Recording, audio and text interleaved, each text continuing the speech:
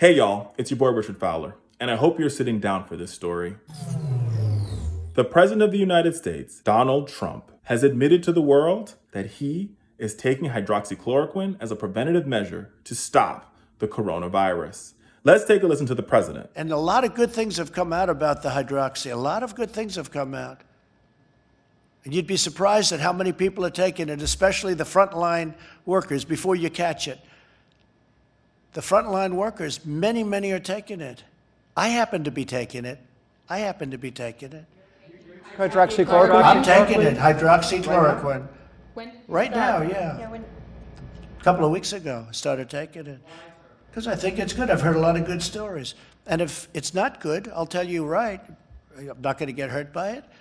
It's been around for 40 years for malaria, for lupus, for other things. I take it. Frontline workers take it. A lot of doctors take it. A lot of doctors take it. I take it. Now, what makes this so troubling is that the Food and Drug Administration has cautioned against the use of hydroxychloroquine and related drugs for COVID-19 treatment. In a statement to the public, the Food and Drug Administration has made it clear that hydroxychloroquine is not an effective treatment or preventative measure to stop COVID-19. And they go further in that statement to say that by taking hydroxychloroquine, you could subject yourself to abnormal heart rhythms and can also cause a rapid heart rate.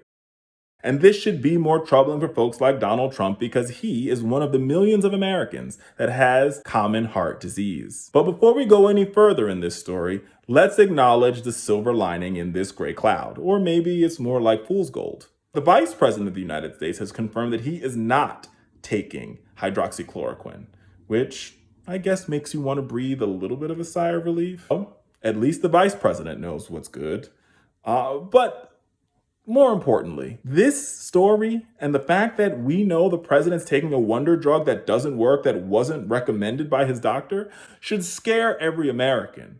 Not one, because we care about our president's health and safety, but two, and more importantly, when the president or the White House pushes out information, Americans all across this country follow it. People all across the world follow it. This, America, is a problem. When people go get this drug thinking that it's some sort of magical elixir to solve the coronavirus, and the science says it's not, people could actually be harmed. People could actually be hurt.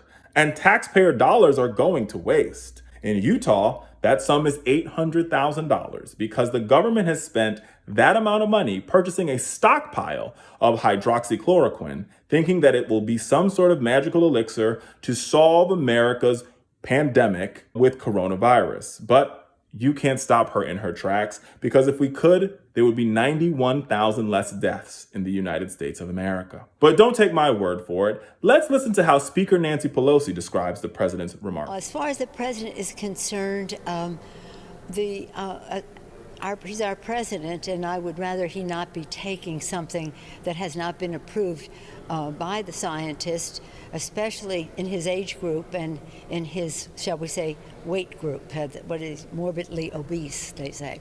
So I think it's not a good idea. Now, I would be a little bit nicer if I was a speaker, and because we believe in fact-checking here at the Fowler Show, we did some fact-checking on her comments, and as much as I like Speaker Pelosi, morbid obesity is not an actual thing. There's no definition that says what is or isn't morbid obese by the AMA. So let's just be careful next time we make these comments, Speaker Pelosi, because truth matters, right? The facts actually matter. And when we elect our leaders, we expect the facts to matter. We expect them to be accountable. We expect them to be transparent. And most importantly, we expect them to operate in truth.